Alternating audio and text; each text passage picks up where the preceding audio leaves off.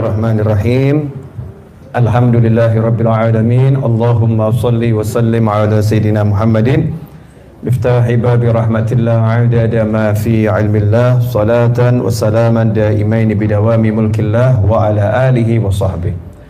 Allahumma shalli ala sayidina Muhammadin salatan taftahu biha lana futuhal arifin wa tufaqihuna biha fid din wa ala alihi wa sahbihi. Assalamualaikum warahmatullahi wabarakatuh.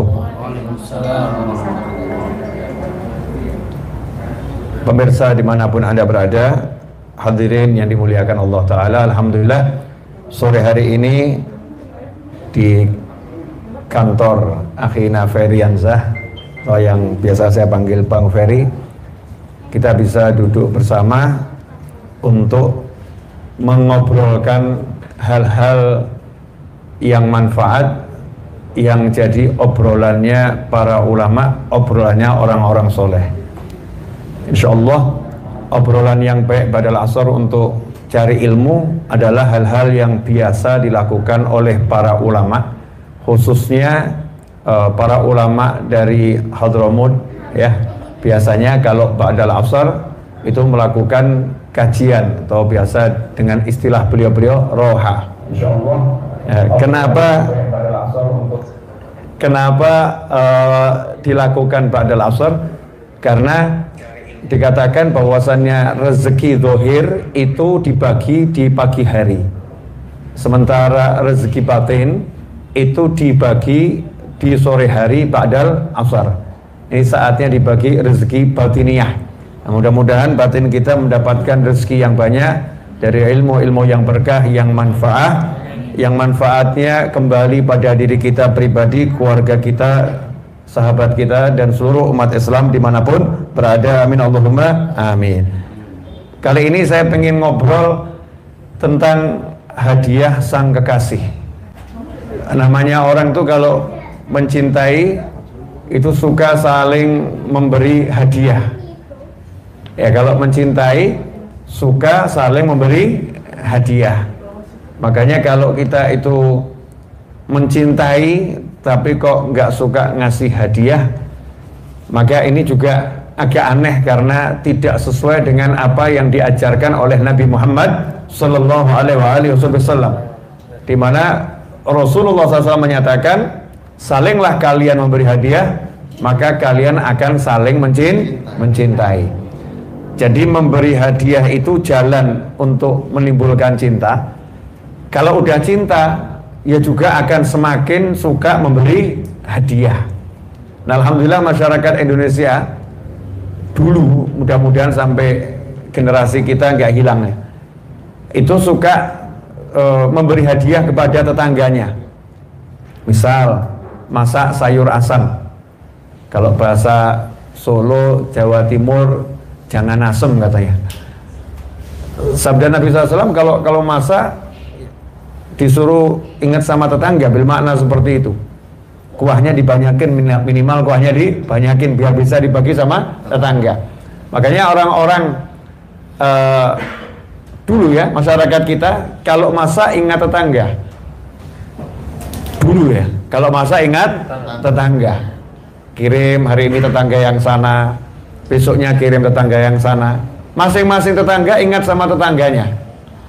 Ya, oh dia kemarin ngasih saya tempe goreng, ini hari ini saya nyambel enak, kirim sambal sama tahunya. Sehingga di rumah itu walaupun gak masak dapat kiriman masakan. Makanya masyarakatnya saling mencintai, saling mencintai. Mudah-mudahan generasi kita walaupun bentuknya sudah berubah, tapi adat ini gak berubah. Saling traktir, ya, saling kirim makanan online. Zaman now kan zaman online ya. Tiba-tiba di rumahnya ada kiriman makanan online ya. Sebentar lagi masuk pesan WhatsApp dari kami sekeluarga, dari kami sekantor, dan lain sebagainya. Itu hal-hal yang menimbulkan kasih sayang, menimbulkan cinta. Nah, tapi hadiah itu ada macam-macam. Ada hadiah yang namanya duit, ada hadiah yang namanya barang, atau kita kenal materi.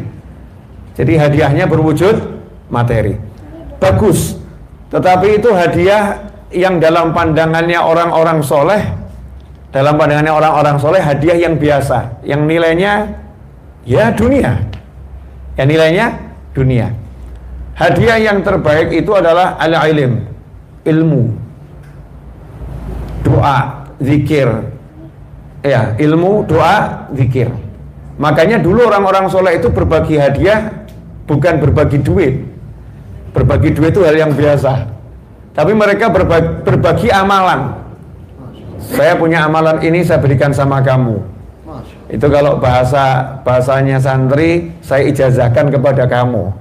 Nanti yang saya jawab, saya terima ijazahnya, qabiltul ijazah, saya terima ijazahnya. Berbagi amalan. Dan itu kalau udah dapat amalan begitu, senangnya luar biasa, melebihi dari mendapatkan dunia dan segala isinya. Hadiah yang luar biasa. Coba kalau kita zaman sekarang pergi ke tempatnya ustadz, tempatnya kiai, tempatnya habib, ya, ini kamu saya kasih doa, kamu saya kasih doa, mungkin di hati kita timbul ngasih cuma doa.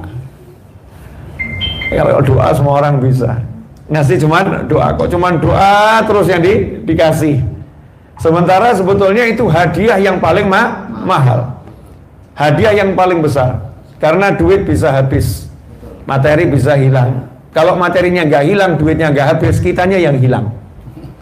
Karena kita semua akan kembali kepada Allah Subhanahu wa Ta'ala. Inna lillahi wa inna ilaihi raji'un. Kita miliknya Allah dan pasti kembali sama Allah Ta'ala.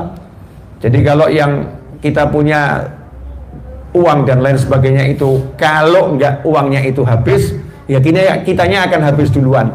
Kontraknya yang akan habis, kontrak di alam dunia. Tapi kalau doa nggak akan habis.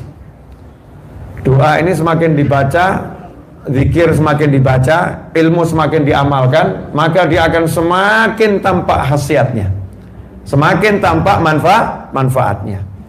Karena itu saya ingin mengajak semuanya mengenang apa yang dilakukan Nabi Muhammad SAW kepada kekasih-kekasihnya. Hadiah sang kekasih, hadiah yang diberikan oleh baginda Muhammad sallallahu alaihi wasallam.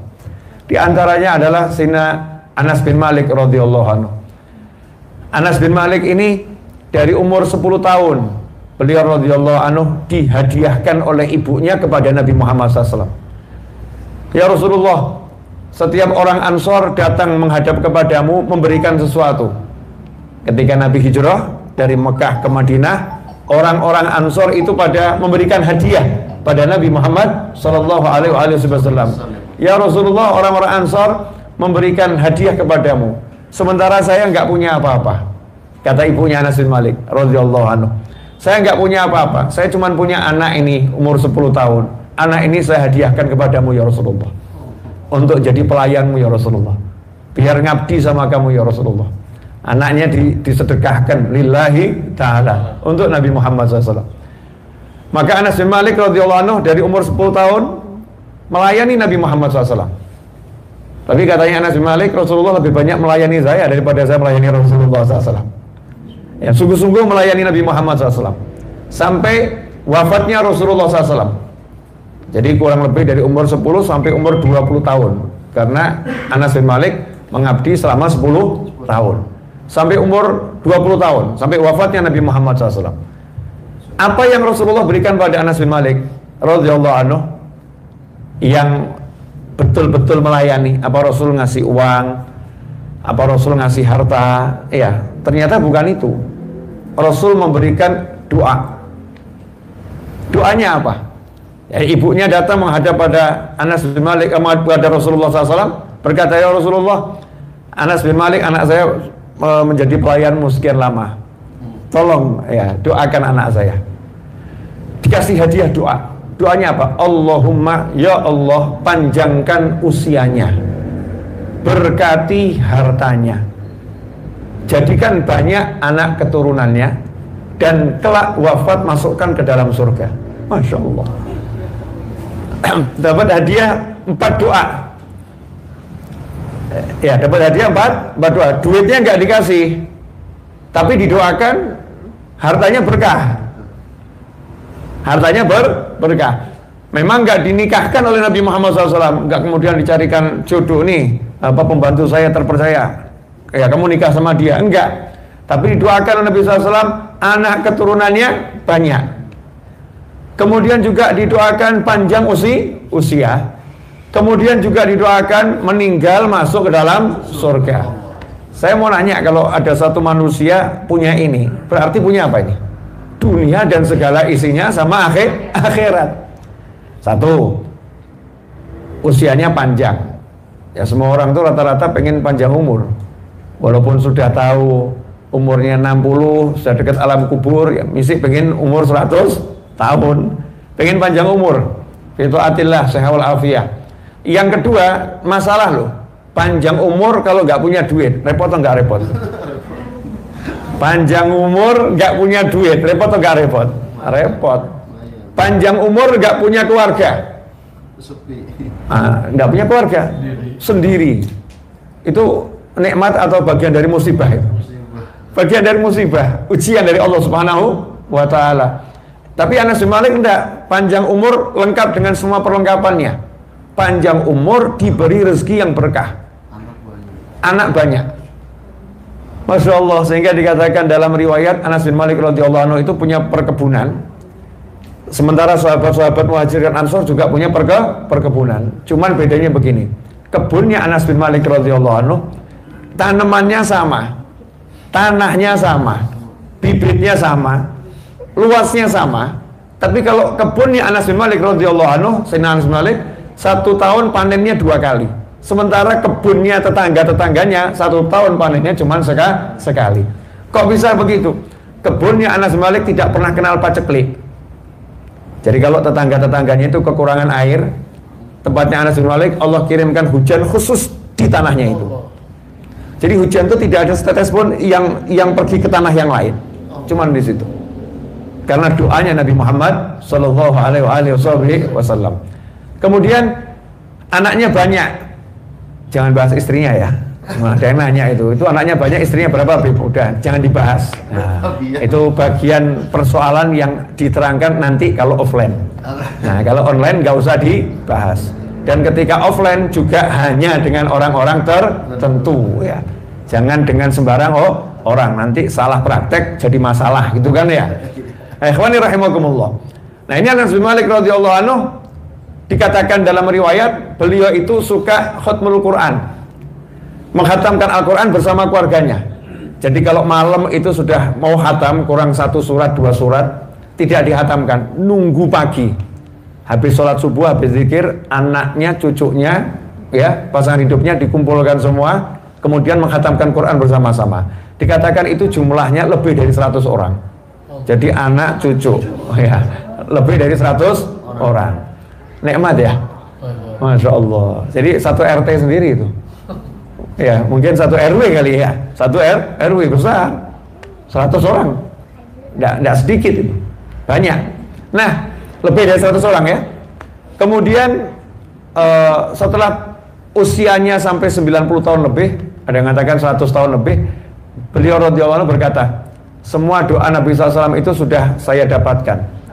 Tinggal satu yang saya tunggu-tunggu. Apa? Meninggal dan masuk dalam surga. Nah, ini hadiah. Makanya orang kalau dapat hadiah doa dari orang soleh itu harus senang. Jangan ngomong saya cuma dapatnya doa toh. Oh, didoakan tuh luar biasa. Hadiah itu tanda cinta sang kekasih. Yang kedua adalah Sayyidina Mu'adz bin Jabal radhiyallahu anhu. Ini sangat terkenal nih. Ya, hadis tentang mahabbah, tentang cintanya Nabi SAW dengan Sayyidina Mu'adz bin Jabal radhiyallahu anhu. Dalam hadis yang diriwayatkan oleh Imam Al-Hakim dalam kitabnya Al-Mustadrak, anna Rasulullah SAW akhadha biyadihi yawman thumma qala, suatu hari Nabi Muhammad SAW memegang tangannya Sayyidina Mu'adz bin Jabal radhiyallahu anhu, dipegang, digandeng. Dalam riwayat yang lain diboncengkan, kemudian ketika turun dari kendaraan digandeng. Nikmatnya seperti apa tuh ya? Diboncengkan oleh Nabi Muhammad SAW berdua, terus turun dari kendaraan, dipegang tangannya, digandeng oleh Nabi Muhammad SAW. Kemudian Nabi berkata, Nabi Muhammad SAW, ya Mu'adz, duhai Mu'adz, wallahi inni la uhibbuk, duhai Mu'adz, demi Allah, sungguh aku sangat mencintaimu. Nabi SAW itu kalau ngomong aku mencintaimu, I love you, itu sudah luar biasa yang ngomong Rasulullah SAW, udah pol-polan itu. Tapi kalau pakai apa bahasa Inggrisnya, demi Allah Pak, with the name of the God gitu, nggak tahu saya bahasa Inggrisnya. Ya, dengan nama Allah, demi Allah, atas nama Allah, aku sungguh sangat mencintaimu. Pertama sumpah, untuk menunjukkan kalau Nabi ini betul-betul sungguh. Kemudian ini kalimat penekanan taukid. Kemudian ada lam taukid. Wallahi inni la uhibbu. Demi Allah sungguh aku sangat mencintaimu. Bisa kita bayangkan tuh hatinya Sayyidina Mu'adz bin Jabal radhiyallahu anhu seperti apa ya? Digandeng terus dibilangi, Mu'adz, demi Allah sungguh aku sangat mencintaimu. Oh itu ya mabuk, nggak ada habisnya ya. Kalau ada orang itu baru naksir seseorang, terus yang ditaksir tiba-tiba ngomong, sungguh ya aku sangat mencintaimu, pol-polan gitu. Oh nggak bisa tidur itu. Ya, nggak bisa tidur, saking senengnya itu. Nah ini Nabi yang ngomong, Nabi Muhammad SAW, ya Mu'adz, wallahi inni la uhibbuk. Faqala Mu'adz, bi abi anta wa ummi ya Rasulullah, wa ana wallahi uhibbuk. Ya Mu'adz pun menjawab, Sayyidina Mu'adz bin Jabal radhiyallahu anhu menjawab, demi ayah dan ibumu wahai Rasulullah, sungguh aku juga sangat mencintaimu. Nah, makanya kalau kita ketemu orang soleh, terus orang soleh yang ngomong, aku cinta kamu, ya jawab, aku juga cinta kamu, kan gitu. I love you too. Ini yang diajarkan Nabi Muhammad SAW. Ya menunjukkan cinta, orang soleh menunjukkan cinta, kemudian yang dicintai juga menjawab cintanya tersebut. Maka apa yang terjadi? Apakah cukup, dah saya cinta sama kamu, aman kamu, tenang, kamu saya cintai. Karena kamu udah saya cintai, ya kamu pasti akan saya bela, kamu akan saya berikan syafaat, kamu akan saya tolong, kamu pasti masuk surga. Apa seperti itu yang dilakukan Nabi Muhammad SAW? Enggak. Nabi SAW tidak ingin sahabatnya yattaqil, tidak ingin sahabatnya itu kemudian nyantai-nyantai, hanya bersandar dengan kata cinta dari Nabi Muhammad SAW. Tapi dikasih hadiah yang bisa menyelamatkan dunia akhirat. Dan hadiah ini manfaatnya biar orang lain juga bisa menikmatinya. Karena kalau sama Nabi nggak dikasih amalan, ya udah yang menikmati cuma Mu'adz bin Jabal. Oh, Sayyidina Mu'adz dapat cintanya Nabi SAW. Oh kita susah ini, kita susah dapat cintanya. Tapi karena Rasul ngasih hadiah, ya Mu'adz, ya saya sungguh sangat mencintaimu. Kemudian Mu'adz menjawab, saya juga sungguh sangat mencintaimu wahai Nabi Muhammad SAW. Maka Rasul mengatakan, usika, saya memberikan wasiat kepadamu ya Mu'adz, la tada'anna fi duburi kulli salatin an taqula Allahumma inni ala dzikrika wa syukrika wa husni ibadatik. Ya Mu'adz, saya wasiatkan kepadamu, setiap kali selesai sholat, Assalamualaikum, kan banyak itu zikirnya, ayat kursi, ya zikir pada sholat ya. Nah, jangan tinggalkan ucap Allahumma a'inni ala zikrika wa syukrika wa husni ibadatik. Wahai Mu'adz, jangan tinggalkan ini setiap selesai sholat, mengucapkan, duhai Allah, a'inni, tolonglah aku, ala zikrika, agar bisa berzikir kepadamu, wa syukrika, agar bisa bersyukur kepadamu, wa husni ibadatik, agar bisa ibadah yang baik kepadamu. Bisa zikir, bisa syukur, bisa ibadah yang baik. Makanya Sayyidina Mu'adz bin Jabal radhiyallahu anhu mengamalkan amalan Nabi SAW ini kepada sahabat-sahabatnya. Kemudian sahabat-sahabat juga mengajarkan ini kepada tabi'in, kepada teman-temannya, kepada setelahnya. Dan ditirukan sama, gandeng dulu, yang mau dikasih amalnya digandeng terus ngomong I love you, ya. Demi Allah sungguh aku sangat mencintaimu, ya. Persis kalimatnya, wahai fulan, demi Allah sungguh aku sangat mencintaimu. Fulannya jawab, ya, aku juga sangat mencintaimu. Saya wasiatkan kepadamu, jangan tinggalkan setiap sholat, selesai sholat baca Allahumma inni ala dzikrika wa syukrika wa husni ibadatik. Sehingga hadiah Nabi ini dari zaman Nabi SAW sampai sekarang ila yaumil qiyamah jadi amalannya umat Islam. Jadi amalannya umat Islam. Tanda cintanya Nabi Muhammad sallallahu alaihi wasallam.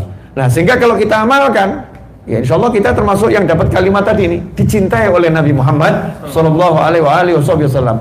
Allahumma a'inni ala zikrika wa syukrika wa husni ibadatik.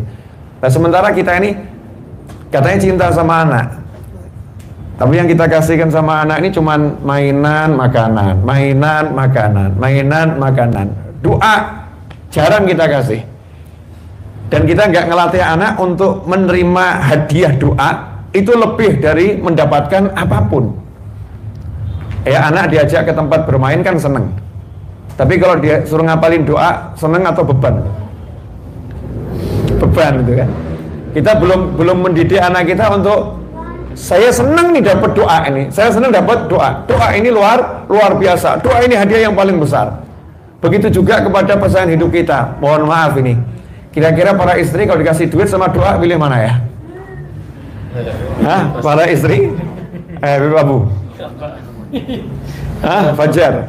Para istri ini kalau dikasih duit sama doa pilih mana? Senang mana ya? Pilih. Ya pilih. Ya duit, ya doa, ya doa sendiri. Duit wajib ya. Pandai mengucapkan kalimat-kalimat sakti itu ya. Pandai mengucapkan kalimat sakti. Ini doa lebih dari semuanya. Zikir lebih dari semuanya. Makanya orang-orang soleh dulu kalau pergi ke tempatnya orang soleh yang lain, yang dicari hadiah ini. Cari doa, minta amalan. Minta amalan untuk anak saya, minta amalan untuk saya. Yang dicari seperti itu. Inilah hadiah sang kekasih. Nah, kita akan bahas sekarang apa yang Nabi SAW hadiahkan kepada Sayyidina Mu'adz bin Jabal radhiyallahu anhu. Kita akan bahas. Allahumma a'inni ala dzikrika wa syukrika wa husni ibadatik. Yang pertama kalimat a'inni. Ya Allah, tolong aku. Di Al-Fatihah, iyyaka na'budu wa iyyaka nasta'in. Hanya kepadamu ya Allah kami beribadah, mengabdi, menyembah, dan hanya kepadamu kami minta pertolongan. Minta pertolongan. Pertolongan untuk apa? Pertolongan untuk ibadah. Ya, pertolongan untuk ibadah. Pertolongan untuk bisa betul-betul mengabdi, menyembah Allah Subhanahu wa ta'ala. Mintanya pertolongan setiap baca Al-Fatihah. Berarti setiap sholat itu minta pertolongan. Untuk sholat, untuk baca Al-Quran dan lain sebagainya. Sama Nabi SAW selesai sholat, Allahumma a'inni, suruh minta lagi. Ya Allah, tolong aku. Artinya hamba ini jangan ngaku-ngaku saya bisa sholat. Jangan ngaku-ngaku saya bisa baca Al-Quran. Jangan ngaku-ngaku saya bisa sodakoh. Jangan ngaku-ngaku saya bisa jadi orang baik. Saya bisa jadi orang baik. Orang yang mengaku-ngaku saya bisa jadi orang baik, Masya Allah, itu orang yang sombong dan lalainya luar biasa. Saya bisa ibadah. Ini orang yang sombong dan lalainya luar biasa. Seseorang tidak akan bisa ibadah kecuali ditolong oleh Allah Subhanahu wa ta'ala. La haula wa la quwata illa billah. Makanya para ulama mengatakan minta tolong ini tidak boleh lepas dari hati. Terus, ya Allah tolong saya, ya Allah tolong saya, ya Allah tolong saya, ya Allah tolong saya. Terus di hati itu minta tolong. Dalam segala hal, khususnya dalam ibadah, ala dzikrik. Nah, kalau nggak ditolong Allah, nggak bisa ingat sama Allah. Saya kasih contoh ya. Bangun tidur, nggak usah jauh-jauh, yang dekat saja bangun tidur. Itu kalau nggak ditolong sama Allah, nggak terucap itu Alhamdulillahilladzi ahyana ba'dama amatana wa ilaihin nusyur. Nggak keucap itu. Yang keucap jam berapa ini? Jam berapa sekarang? Ambil handphone, ya lihat jadwal drama udah lewat belum? Ya. Oh, ini dari apa namanya itu? Jualan online itu ya, aplikasi jualan online. Ada notifikasi barang sudah terkirim atau belum. Padahal cuman tulisan Alhamdulillahilladzi ahyana ba'dama amatana wa ilaihin nusyur. Kalau nggak ditolong Allah, lidah ini nggak bisa. Walaupun badannya kuat, walaupun tubuhnya sehat, menggerakkan lisan mengucap Alhamdulillah nggak mampu. Tapi kalau ngomong 2 jam 3 jam mampu. Sedekah, duitnya banyaknya luar biasa. Order pizza senilai 2 juta cuman dengan ya pakai jempolnya aja, tik, selesai. Pizza senilai 2 juta terkirim. Tapi transfer 2 juta untuk kakaknya yang butuh duit nggak pernah mampu. Transfer 2 juta untuk sepupunya yang butuh duit nggak pernah mampu. Beratnya luar biasa. Kenapa seperti itu? Nggak ditolong sama Allah Ta'ala. Kenapa nggak ditolong? Nggak minta tolong. Allahumma a'inni ala zikrika wa syukrika wa husni ibadatik. Minta tolong bisa zikir, bisa syukur, bisa ibadah yang baik. Ada orang yang nanya, bukankah syukur itu juga ibadah? Ya, bukankah zikir itu juga ibadah? Terus kenapa di akhir masih ngomong wa husni ibadatik, dan bisa ibadah yang baik kepadamu? Dibahas sama ulama, di antara penjelasannya adalah ini membuktikan dari semua ibadah yang ada, maka ibadah yang namanya zikir dan syukur ini ibadah yang nilainya luar biasa. Karena kalau ibadah-ibadah yang lain ada waktunya. Ya, sedekah ada waktunya. Ya, ada waktunya. Tapi kalau zikir, alladzina yadhkurunallaha qiyaman wa qu'udan wa 'ala junubihim, enggak ada waktu khusus. Setiap saat, setiap waktu, segala keadaan zikir terus. Hatinya enggak putus dari Allah Subhanahu wa ta'ala. Ini kalau enggak ditolong Allah enggak bisa. Syukur, Masya Allah, ngucap terima kasih sama orang lain mudah. Terima kasih. Tapi dikasih Allah semuanya, ngucap alhamdulillah dari hati untuk Allah, susahnya luar biasa. Punya tangan, punya kaki, punya penglihatan, punya mulut, punya lidah, punya semuanya. Punya tempat untuk tinggal, entah ngontrak, entah beli, entah numpang sama orang, ada semuanya. Tapi ngucap alhamdulillah, terima kasih ya Allah, itu kok gak ngucap kita ya, dari hati. Jadi nastakhrij, kita keluarkan betul rasa dari hati, rasa syukur. Bukan cuma lidah ngucap alhamdulillah. Makanya dikatakan di sini ala syukrika, syukur ya Allah. Bukan cuma zikir, tapi menjadi syukur. Di hati betul-betul muncul rasa terima kasih ya Allah. Merasa mendapatkan nikmat yang berkelimpahan, nikmat yang luber-luber, terus ngucap terima kasih. Sementara sekarang ini kita masih merasa belum dapat nikmat, punya banyak masalah, punya banyak kekurangan, sehingga semua karunia Allah itu nggak ada yang kita lihat. Kemudian wa husni ibadatik, ulama menjelaskan bukan sekedar ibadah. Banyak orang ibadah, banyak orang sedekah, banyak orang sholat, banyak orang zikir, banyak orang cari ilmu, banyak orang menyampaikan ilmu, banyak, itu ibadah semua. Iya, banyak orang yang membantu orang lain, semua ibadah. Tapi cara ibadahnya nggak baik. Cara ibadahnya nggak baik. Contoh, sedekah. Sedekah, ngasih ke orang. Cuman ya ada embel-embelnya. Begitu orangnya dikasih pakaian, ya tahu nih orang susah dikasih pakaian, waktu ketemu di satu acara pengajian atau ada pesta perkawinan, ngomong ke orang tadi depan orang banyak, gimana? Pakaiannya cukup, pas pakaiannya. Jadi orangnya malu, ya Allah. Akhirnya ketahuan nih kalau pemberiannya. Malu orangnya. Ya, karena seperti nggak bisa beli baju sendiri. Ada lagi yang dia itu sedekah, tapi cara ngasih sedekahnya nggak baik. Bagaimana nggak baik?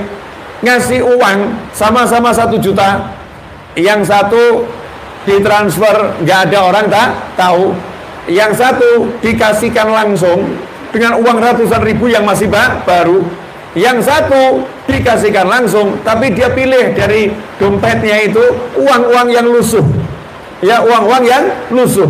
Nah, ini yang pakai uang lusuh yang disingkirkan itu dikasihkan sama orang, sementara yang baik dia simpan. Ini namanya sedekahnya belum baik. Berarti ibadahnya belum baik. Sayyidah Fatimah Zahra radhiyallahu anha yang pernah saya dengar dalam sebuah kisah, beliau pernah uang logam, dulu kan uang logam itu, belum pakai uang kertas zaman Nabi SAW, uangnya logam dari perak atau emas, itu dibersihkan betul, uangnya dicuci, dibersihkan, ya, dikasih wewangian biar harum. Ditanya sama ayahnya itu baginda Muhammad SAW, kenapa ini uang kau dibersihkan, dicuci seperti ini, diharumkan? Dijawab sama Sayyidah Fatimah putri Nabi Muhammad SAW, iya, kata ayah, kan orang itu kalau sedekah, sebelum sedekahnya diterima sama yang menerima, diterima oleh tangannya Allah Ta'ala terlebih dahulu. Ya, diterima oleh tangannya Allah Ta'ala lebih dahulu. Maka saya pengen sedekah saya diterima sama Allah dalam keadaan yang bagus sehingga Allah senang. Jadi hartanya itu dipilih yang bagus, yang terbaik, dibersihkan, diserahkan orang. Ini husni ibadatik. Sholat, ya kita sholat, tapi sholat kita udah baik belum cara sholatnya? Baik dari mulai jamaahnya, bacaannya, ya kemudian tumak ninahnya, rukuknya bagaimana, sujudnya bagaimana, dari cara berpakaiannya. Masya Allah, pakaian pesta perkawinan satu lemari, tapi rukuh 20 tahun gak ganti-ganti, mukena 20 tahun gak ganti-ganti. Ya, kemudian ketika sholat, yang laki sama saja. Kalau untuk ke kantor pakai baju setelannya bagus. Kalau untuk sholat, ya itulah pakaiannya, ya itu saja. Pakaiannya begitu-begitu, tidak mengindahkan dirinya. Padahal diperintahkan oleh Allah Subhanahu Wa Taala, khudhu zinatakum inda kulli masjid. Setiap kali sholat, ambillah pakaian kalian yang terbaik. Kenakan pakaian kalian yang terbaik. Mau sholatnya di masjid, mau sholatnya di musola, mau sholatnya di rumah, dimanapun, yang dipikirkan pakaian saya layak nih untuk menghadap Allah Subhanahu Wa Taala. Baca Al-Quran, Masya Allah, itu para ulama mengajarkan baca Al-Quran biar baik. Caranya naruh mushaf aja udah dipikirkan. Nggak mau ulama naruh mushaf itu ditaruh di kursi, nggak mau. Padahal kursi tempat yang tinggi. Ditanya kenapa kok mushafnya nggak ditaruh di kursi? Jawabannya, kursi tempatnya pantat, bukan tempatnya mushaf. Kursi tempatnya pantat, bukan tempatnya mushaf. Kalau mushaf ditaruh di meja masih oke, ditaruh di lemari oke. Cara bacanya diangkat, bukan diletakkan di lantai, diangkat, dihormati betul nih kalamullah, mushafnya dihormati. Ini orang yang ibadahnya baik. Jadi banyak orang ibadah tapi ibadahnya belum baik. Ya, ibadahnya belum baik. Orang-orang yang kemudian berangkat pengajian, bagus dah itu? Bagus. Tapi kalau berangkatnya kemudian jalan itu lebarnya 5 meter, dipenuhin dia sendiri, bagus atau jelek? Jadi konvoi nutupin jalan gitu ya. Orang mau lewat diusir, ya suruh nyingkir. Nih ada konvoi jamaah pengajian, bagus gak itu? Enggak bagus. Saya berapa kali dulu diingatkan sama guru saya, kalau melayat ada orang meninggal dunia ke pemakaman, itu jalan kan 2 jalur, jangan sampai diambil semua 2 jalur. 1 jalur udah cukup, ya 1 jalur udah cukup, biar orang di belakang rapi gitu. Kalau pas jenazahnya itu banyak yang melayat. Kadang-kadang nggak banyak, cuma sedikit, tapi udah ngusir orang. Ini ibadah sebetulnya, tapi ibadahnya nggak baik atau belum baik. Lah kita diperintahkan minta tolong sama Allah agar bisa beribadah sebaik mungkin. Al Habib Abdullah bin Alwi Al Haddad radhiyallahu anhu, yang masya Allah qutbud da'wah wal irsyad. Kalau dalam thariqah Alawiyah itu beliau pemimpinnya, ya, orang-orang yang berdakwah dan orang-orang yang membimbing manusia ke jalan Allah Subhanahu wa Ta'ala. Habib Abdul Haddad radhiyallahu anhu ini kalau mau sholat 5 waktu, beliau pesen sama semua orang, jangan ada yang berjabat tangan dengan saya ketika saya jalan menuju tempat sholat. Nanti kalau udah selesai tidak apa-apa, tapi waktu saya jalan menuju tempat sholat, jangan ada yang berjabat tangan dengan saya. Ada yang penasaran nanya, kenapa Beb kok nggak boleh salaman waktu menuju tempat sholat? Dari rumah menuju mihrab, kan beliau imam tuh ya, dari rumah menuju tempat sholat, tempat imamnya itu. Jawabannya, karena saya sejak wudhu sudah menghadap Allah Ta'ala. Jadi saya jalan itu hati saya, pikiran semua udah menghadap Allah Ta'ala. Nggak mau konsentrasinya diganggu sama yang lain. Itu sholatnya itu begitu. Sayyidina Hasan bin Ali radhiyallahu anhu, dan ketika wudhu wajahnya pucat. Ditanya, kenapa kok wajahnya pucat? Jawabannya, kamu tahu enggak, sebentar lagi saya mau ngadep siapa? Sebentar lagi saya mau ngadep siapa? Ibadahnya itu betul-betul luar biasa baiknya. Nah sementara kita kalau sholat, ya udahlah, sholat kita ya capnya cap seperti itu. Allahu Akbar, Assalamualaikum, Assalamualaikum. Setelah itu nggak jelas. Ya alhamdulillah sudah sholat, betul. Tapi kan kita suruh menaikkan level kita menjadi semakin baik, semakin baik, semakin baik. Akhir usia husnul khotimah, menjadi yang terbaik. Jazakumullah khairan wa lafu minkum wa sallallahu ala sayyidina Muhammadin wa alihi wasallam walhamdulillahirabbil alamin. Wassalamualaikum warahmatullahi wabarakatuh.